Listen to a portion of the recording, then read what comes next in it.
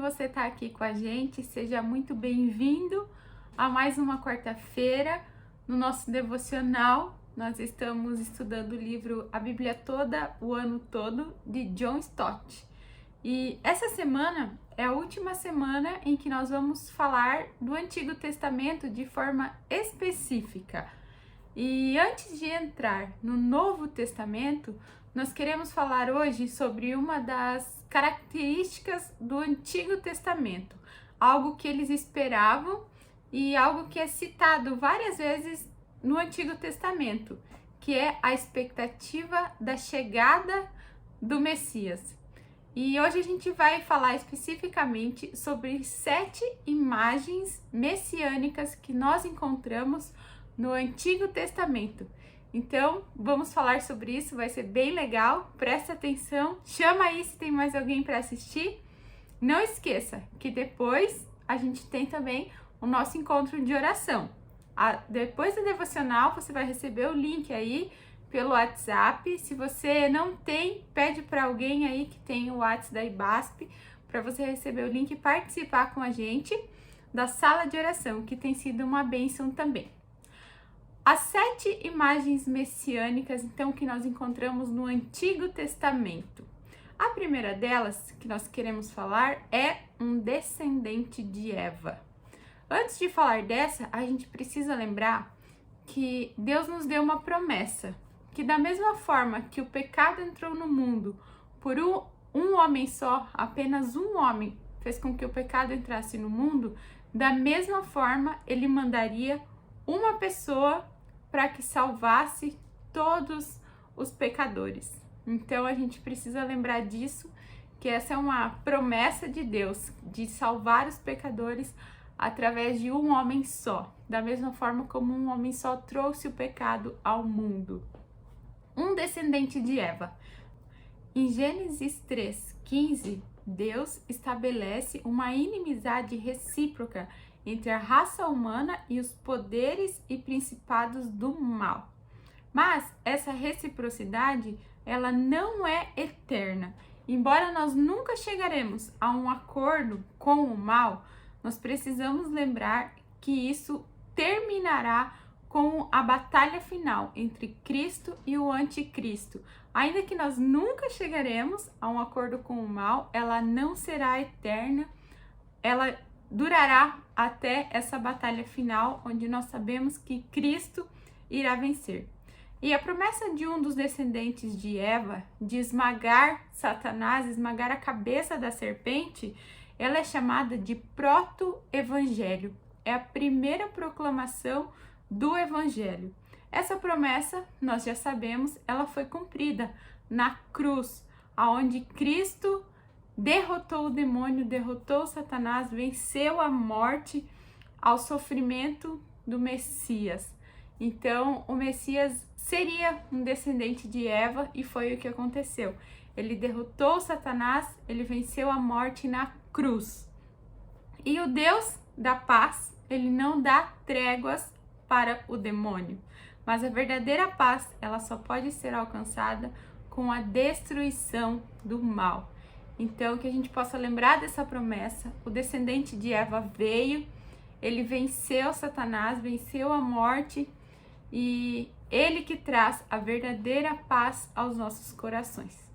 A segunda imagem messiânica é a descendência de Abraão. Gênesis 12, 2, 3 diz: farei de você um grande povo e o abençoarei. Por meio de você, todos os povos da terra serão abençoados.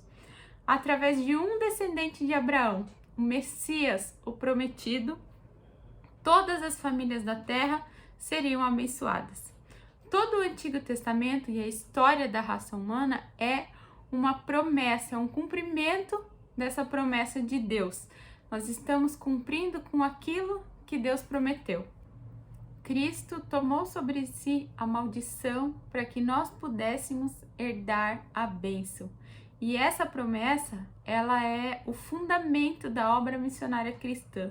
Nós devemos continuar compartilhando o evangelho com judeus, com gentios, para que o número de salvos seja tão numeroso quanto as estrelas do céu e quanto a areia do mar. Somente dessa forma a promessa de Deus a Abraão será cumprida. A terceira imagem, então, do Messias é um profeta como Moisés. Deuteronômio 18:15 diz assim: o Senhor, o seu Deus, levantará no meio de seus próprios irmãos um profeta como eu. Ouçam-no. O desejo da humanidade naquela época era saber qual era a vontade de Deus. E para isso, eles tinham duas formas. Eles poderiam ouvir os cananeus através de adivinhações, através de magias, ou eles ouviam os profetas que existiam naquela época. Eles não deveriam ouvir aqueles que praticavam a feitiçaria, a bruxaria, as adivinhações. Então, eles precisavam ouvir os profetas que Deus levantava no meio do povo. E o Senhor prometeu que levantaria no meio de seus próprios irmãos um profeta, a quem eles deveriam ouvir.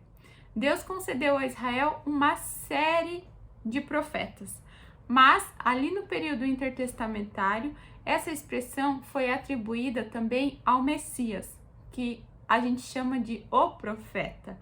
Então é aquele que, assim como Moisés, conhece o Senhor face a face, onde a revelação de Deus atinge a sua plenitude, e ele é o cumprimento de todas as profecias. No Monte da Transfiguração, Deus, o Pai, aplicou a Jesus o que ele havia ordenado em Deuteronômio 18:15. Nós recebemos essa mesma ordem a respeito de Jesus. Ouçam-no, nós devemos ouvi-lo. Marcos 9:7 diz isso, que nós precisamos ouvi-lo para ver o que ele tem a nos dizer. Ele é o profeta que cumpriu todas as promessas e as profecias do Antigo Testamento. Então, cabe a nós também ouvi-lo. A próxima imagem do Messias é um rei como Davi. O propósito original de Deus para o povo não era de um reino, mas sim de uma teocracia. Mas chegou em um momento em que o povo exigiu um rei humano que estivesse com eles. E nesse momento não era Samuel a quem o povo estava rejeitando, mas sim o próprio Deus. E Samuel chegou a alertar o povo que se eles estivessem sobre um rei humano, eles passariam por um regime muito opressor. E foi o que realmente aconteceu. Embora alguns profetas tivessem a esperança de que teria um reino ideal, um futuro reino ideal, todos eles fracassaram. Davi foi aquele que chegou mais perto do padrão que Deus queria que acontecesse. O rei que Deus enviaria, o Messias, ele tornaria o reino de Deus justo. Ele governaria com sabedoria e faria o que é justo e certo na terra, conforme Jeremias 23:5. Além de justo, o reino de Deus seria pacífico, em contrapartida com aquilo que aconteceu com o reino de Davi, que foi destruído, foi arruinado por guerras intermináveis. O reino de Deus seria estável, seria um reino messiânico que duraria para sempre. E o reino de Deus seria universal, estenderia de um mar a outro, do Eufrates até os confins da terra, conforme Zacarias 9:10. De fato, essas são algumas das características do reino messiânico que foi introduzido por Jesus: justiça, paz, eternidade e universalidade. A próxima imagem messiânica é um sacerdote como Melquisedeque. Melquisedeque é um personagem meio de suspense na Bíblia, porque nós encontramos apenas 3 passagens e todas as vezes ele é identificado apenas como sacerdote. Salmo 110:4 diz: Tu és sacerdote para sempre, segundo a ordem de Melquisedeque. Então ele é um personagem muito misterioso, porque nós ouvimos falar pouco dele. Mas Jesus, o Messias, é um sacerdote. E o sacerdócio de Jesus, além de ser diferente do sacerdócio levítico, ele é superior.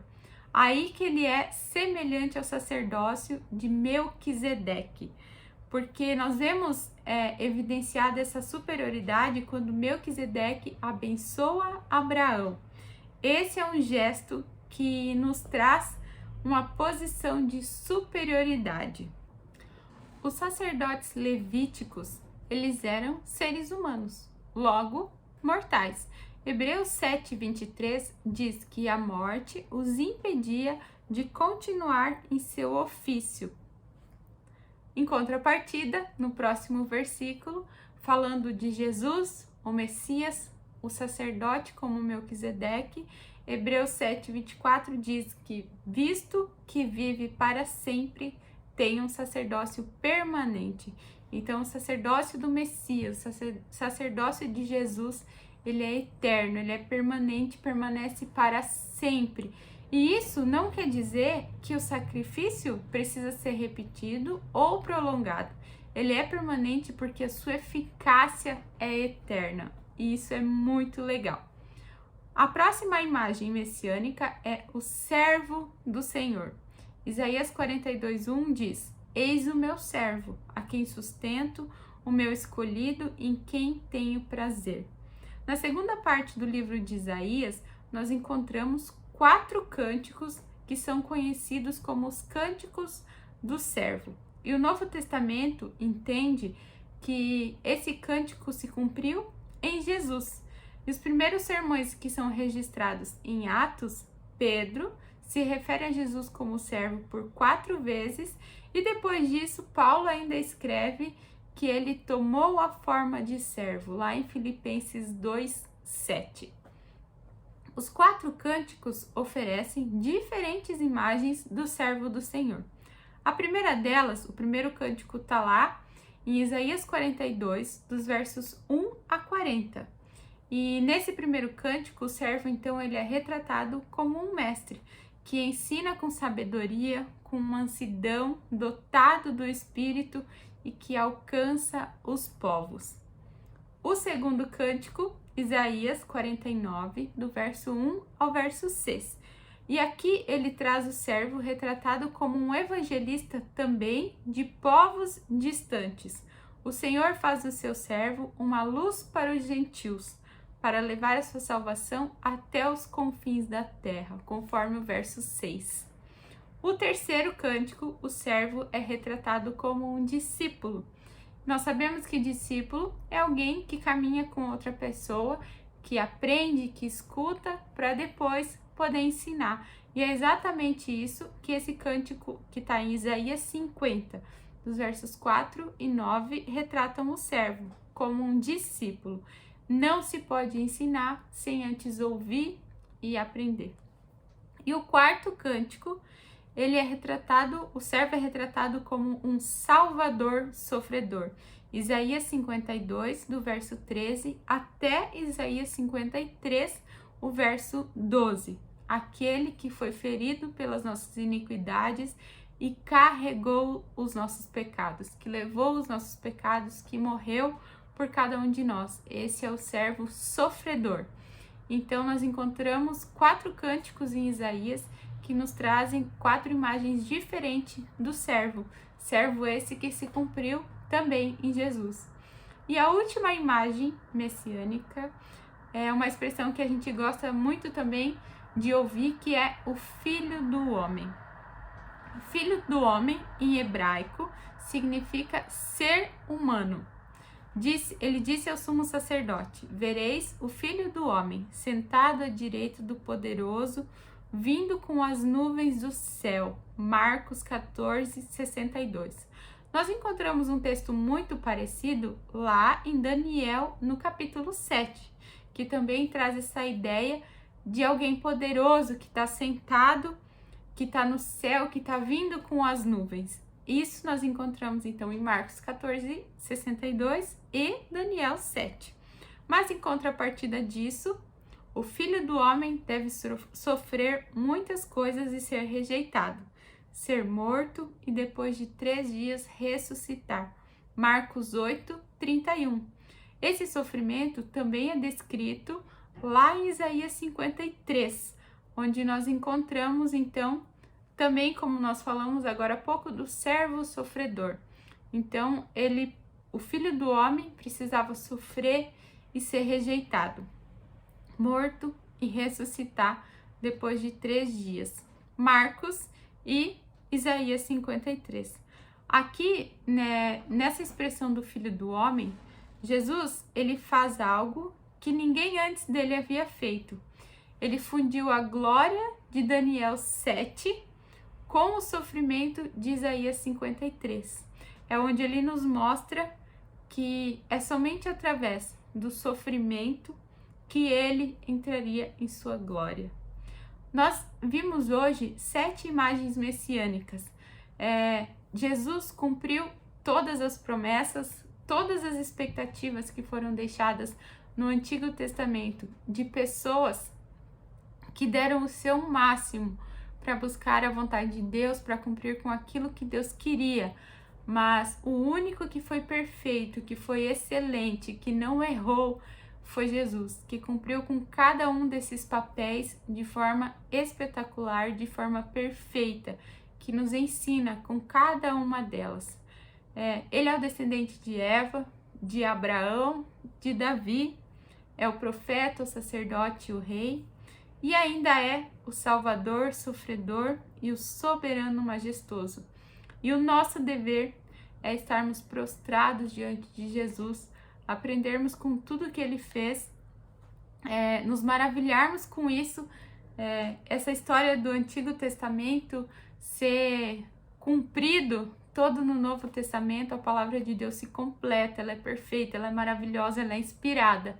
Então, que a gente possa aprender com cada uma dessas imagens que Jesus é o nosso Senhor e Salvador soberano, que cumpriu com todos esses papéis, todas essas promessas. Ele foi perfeito e apesar de tudo isso, ele ainda foi e é o nosso Salvador, aonde nós colocamos e entregamos a nossa vida a ele, porque sabemos que ele cumpre todas as promessas de forma perfeita, de forma soberana.